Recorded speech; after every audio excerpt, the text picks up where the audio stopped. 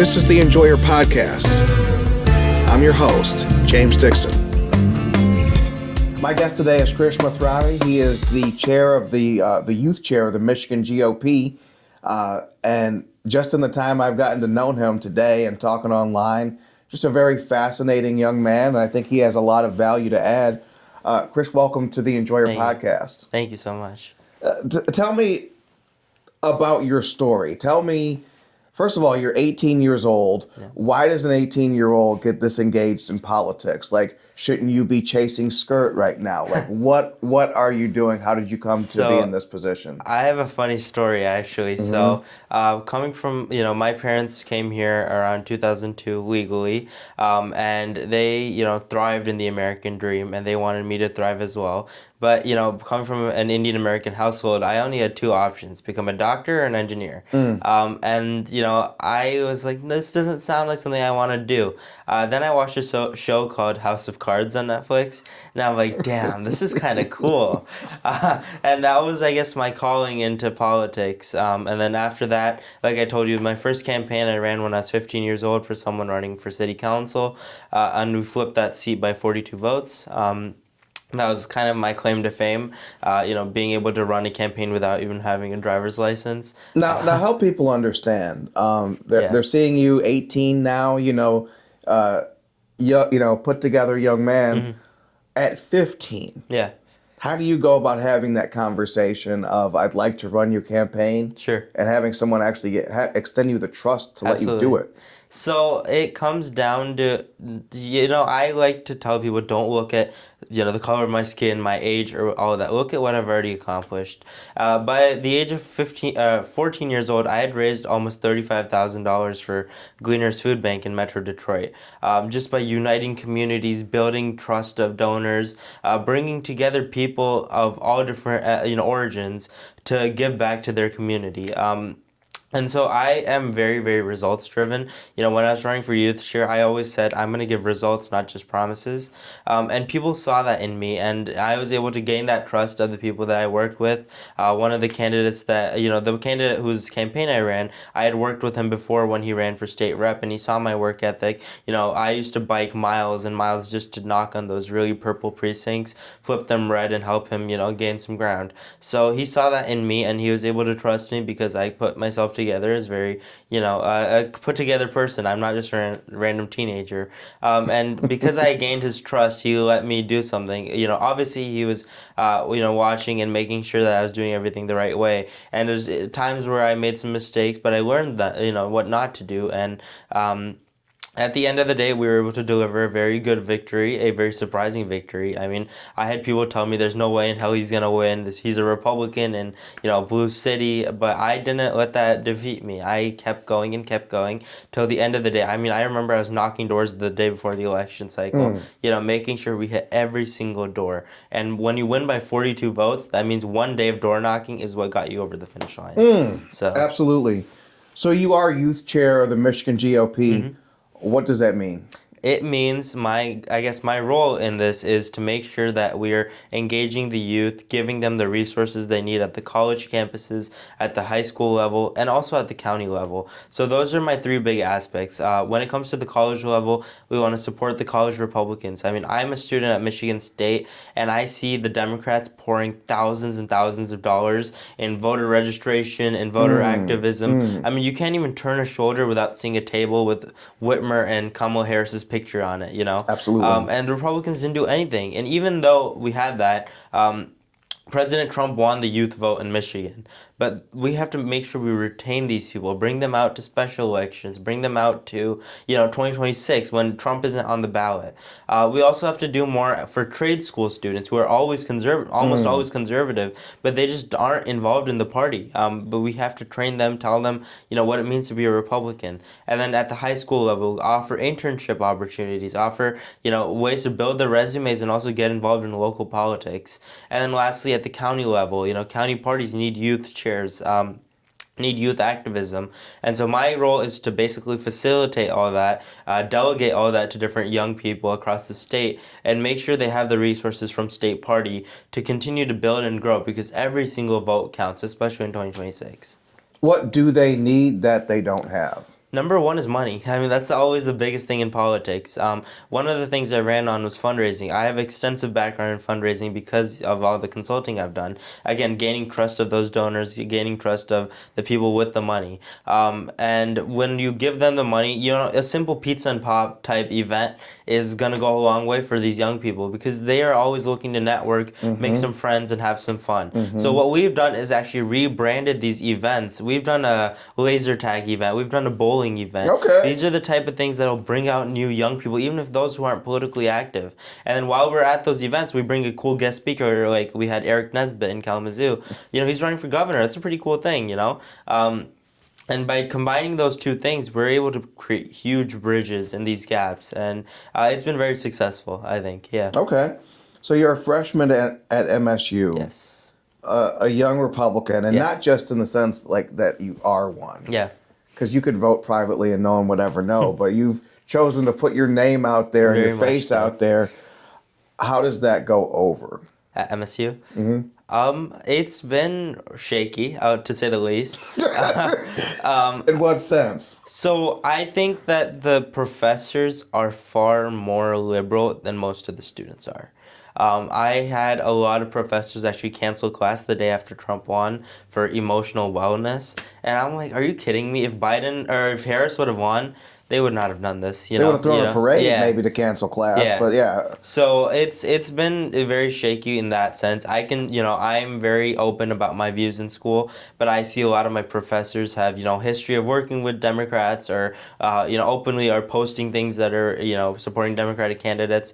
So it's obviously there's some sort of discrepancy there. And I wonder why, these professors are far more liberal than most of the students are. But for example, at one of my political science classes, the teacher actually did a poll. It was a private poll. You can't, it's anonymous. But are you going to vote for Trump or Harris? And it was 60-40. 60 for Harris, 40 for Trump. And it was that close. Yeah. People, when they look at, college campuses, they always assume that it's always going to be, 90-10 and there's like no conservatives.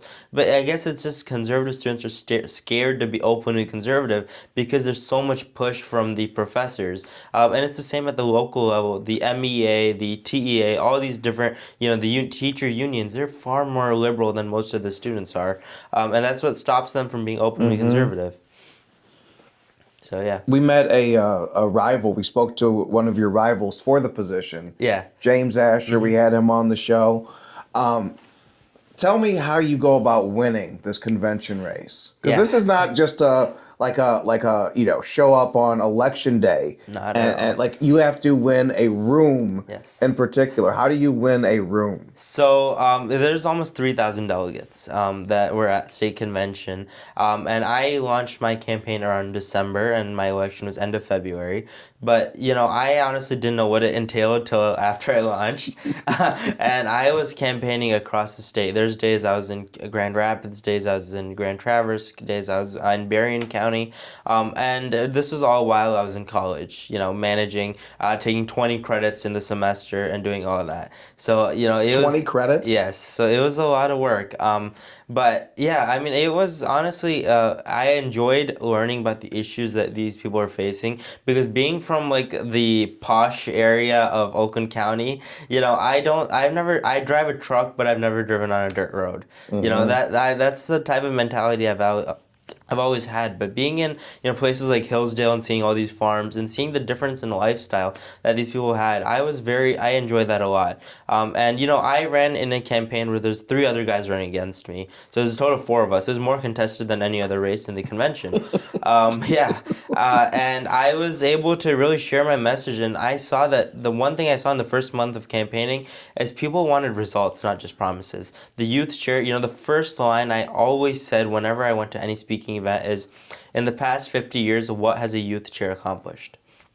I always got silence. I never got a response, a single time while campaigning. And that is why I decided to run a results-driven campaign. I have an extensive resume, even though I'm 18. I was the youngest candidate running for this thing.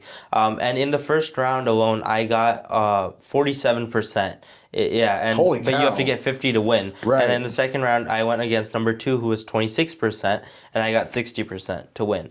So I was able to, because I saw what these people wanted. They wanted results. They wanted someone who has extensive background in social media and fundraising and all these different things, and I've able to deliver that, and I've delivered results for statewide candidates, local candidates, all that type of stuff.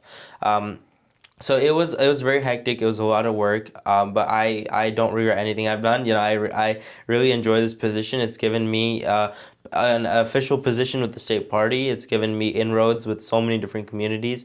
And I had people telling me I should change my name before I run. I should, I won't win because I'm too brown or all these different things. Right. And I'm like, I ran against 3 white guys and I won. So I mean, I don't think that was a problem because our party has shown that we fight for merit. And I think that because of the way I portrayed myself, because of my extensive background and the way I campaigned, I think that the merit spoke for itself, and I was able to win a lot of people's hearts who I didn't think I would have. So, yeah. Absolutely. It's funny you mention that because it's kind of the Vivek question, Yes. right? Yeah. Who at one time really a darling of the movement. Then you saw, I mean, don't ever cross Zach Morris, I guess is the lesson of Vivek.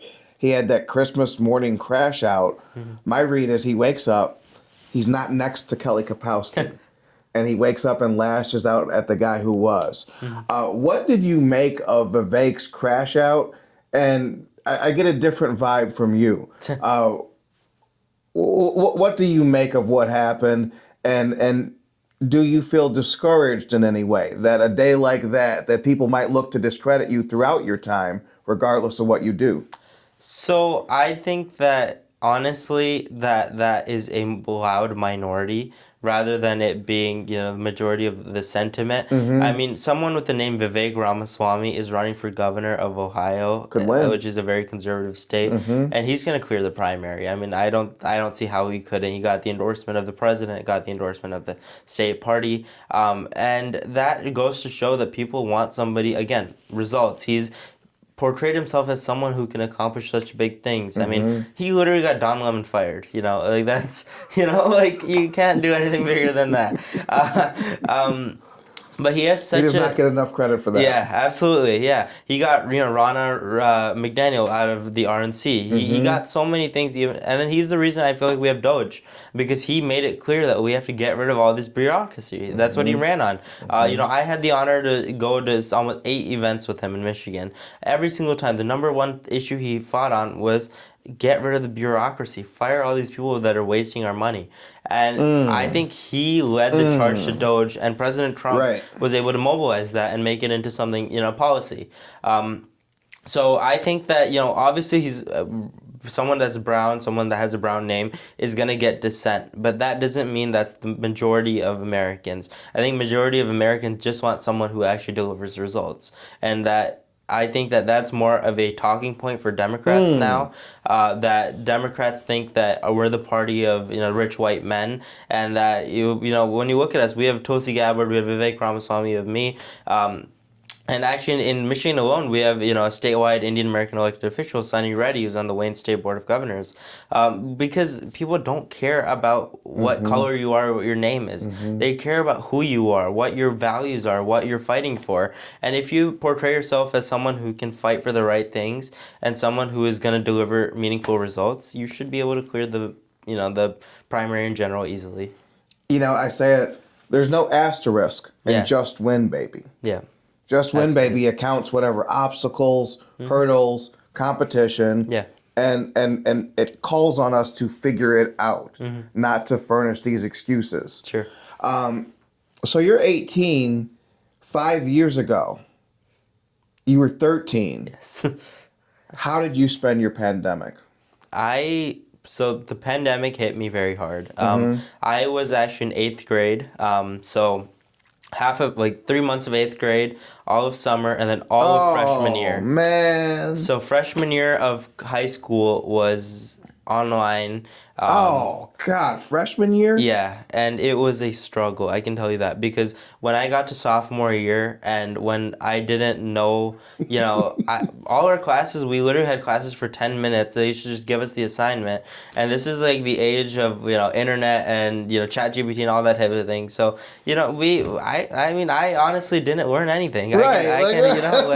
I just did it to get through it. I don't But recall going out of my way at that Yeah. age to do more schooling than was required. Yeah. No. And then when you come to sophomore year, and then you have I went to an IB school, the International Academy. It's one of the most difficult schools in the state. Oh, absolutely. Right. And then I have this entire push of assignments and all these things I was expected to know, but I just didn't know. And there's no leeway. And then when we asked the governor, why don't you give us resources for extra help? Because we need it. She didn't do anything.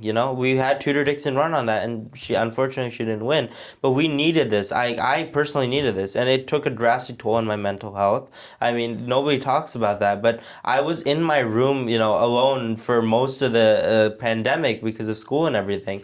And then now I'm expected to catch up and be a stellar student. And then you have SATs come up, and then you have all this pressure for college to build your resume, to run campaigns like I did, and do all these things. I mean, it's ridiculous, and there's no leeway, there's no understanding, and now we're thrown into this, There wasn't any? There was no give? Absolutely There was no.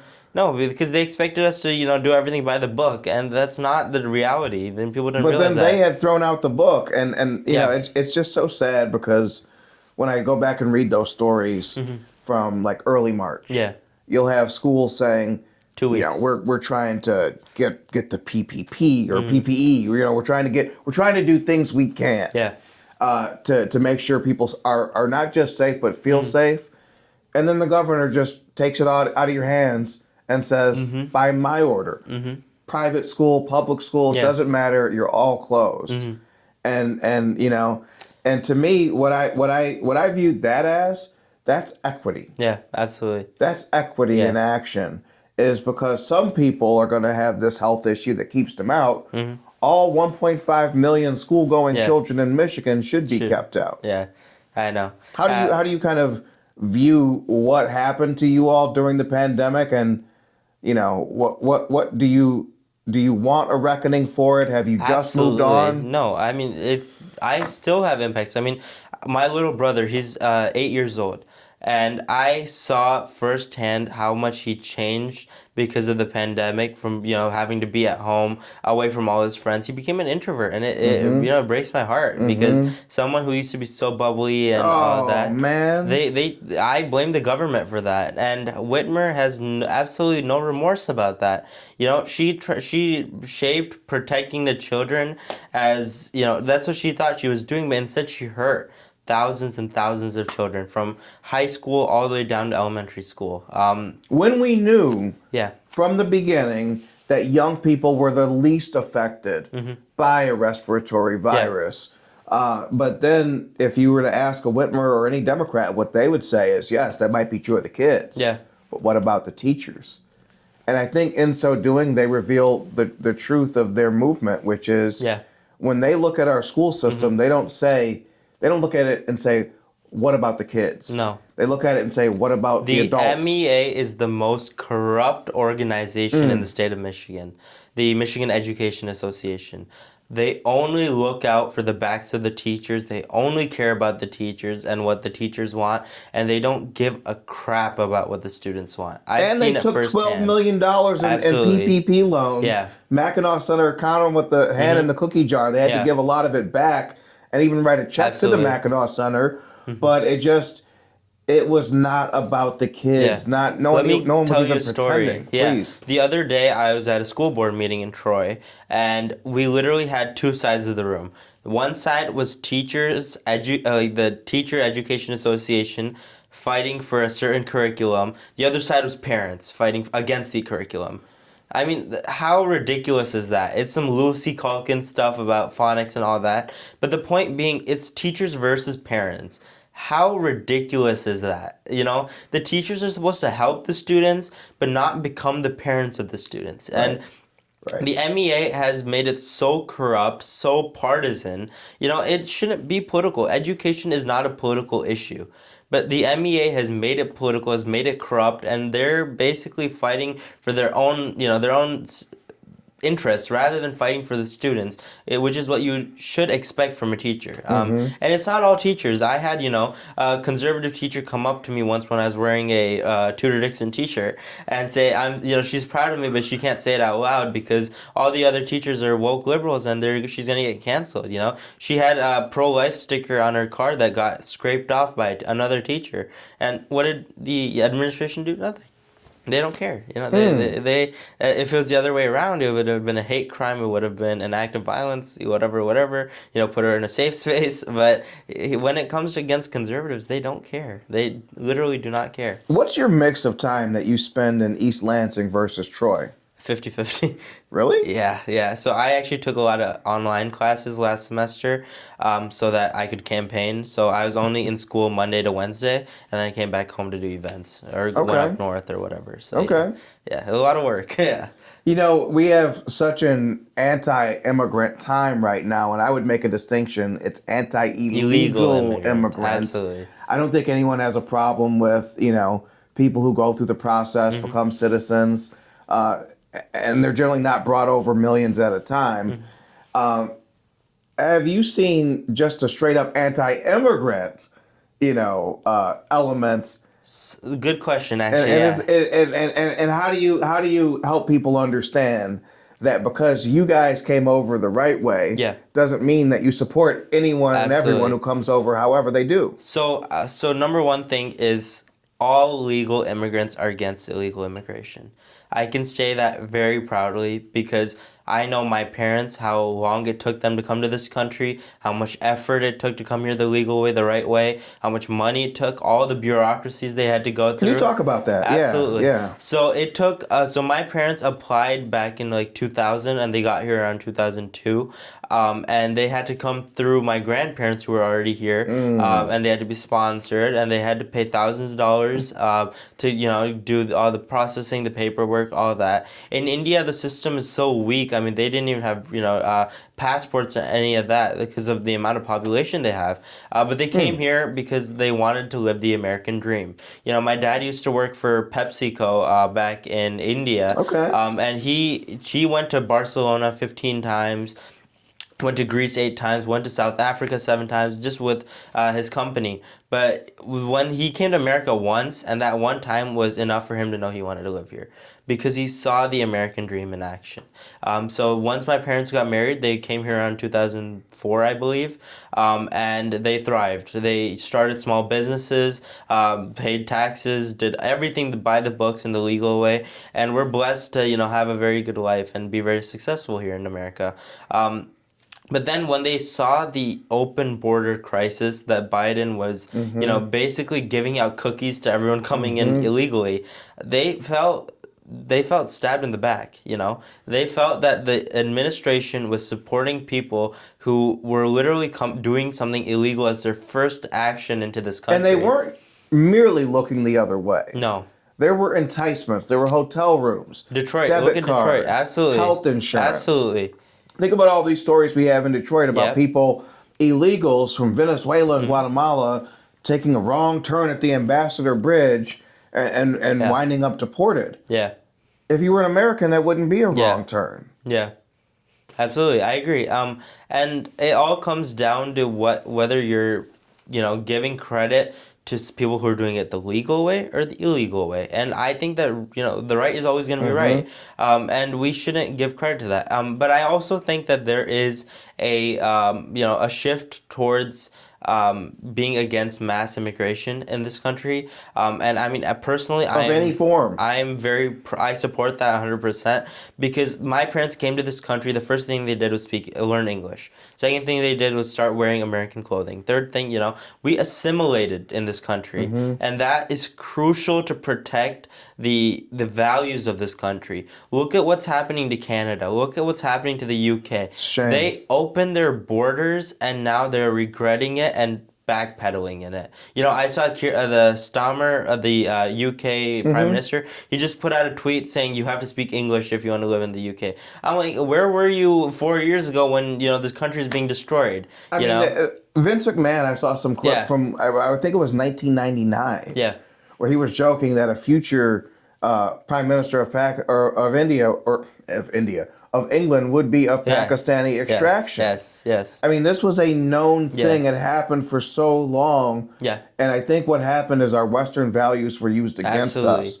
Absolutely. And that's why I think we have to call on the legal immigrant who has no problem saying they're not like us. Mm-hmm.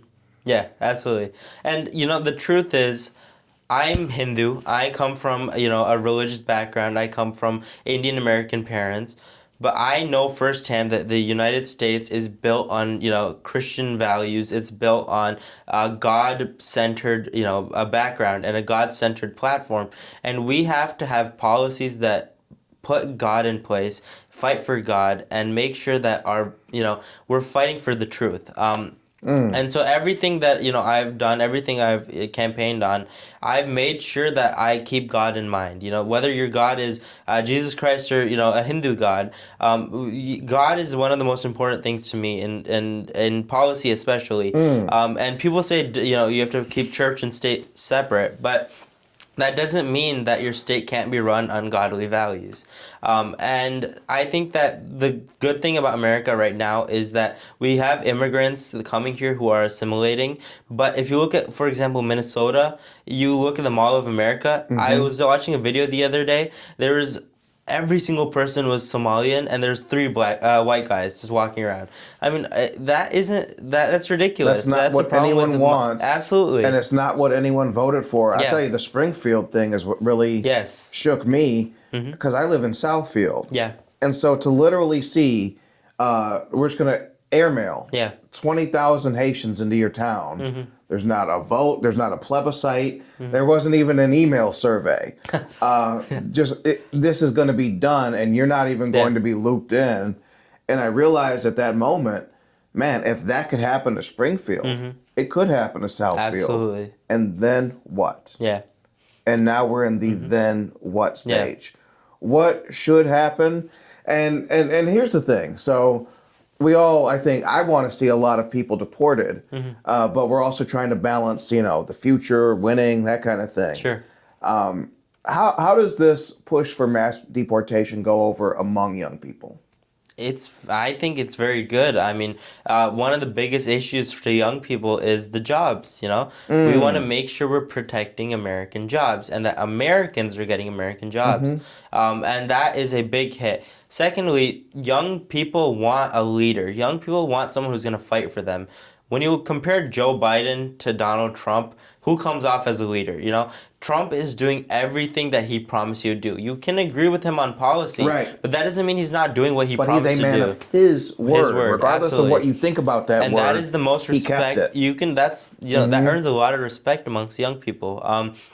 And that's the Trump effect that got them out to the polls, And that is the type of leadership that they want to continue to see. And young people are very, very pro protecting America, the nationalist aspect, and fighting for American values. They're proud to be American once again, thanks to President Trump, because America is against at the top. The leader of the entire in the world. I mean, America is shown as the strongest country in the world and is putting every other country in place. I mean, America literally fixed the issue between India and Pakistan. America is, controlling China again. We're fighting against Russia again. And so finally, America is the leader of the world. And that is what these young men especially want to see. I feel like reading between the lines, given your age, what just happened, pandemic, and then we see just woke education go off the rails. Yeah. Is your generation maybe perhaps having an equal and opposite reaction to all the woke programming? I think so, yeah, especially when it comes to all the DEI crap. I mean, I think that the fringe minority of liberals are just very, very loud, and it makes it seem like they're correct or the majority. And it was USAID supported. Yes. So from their megaphone was fake. It was AstroTurf. Yeah. And it was funded with our tax money. Yeah. And you notice, this year, there's almost no woke sentiment. And liberals have basically taken the young vote for granted. They've taken minority vote for granted. And in this past cycle, we basically took what they thought they were safe with and took it away from them. President Trump won the youth vote in Michigan, for example. Demographics are not destiny. Yeah. And I think the Democrats are suffering right now because they thought that in 2008 they planted the seeds of a forever majority. Yeah.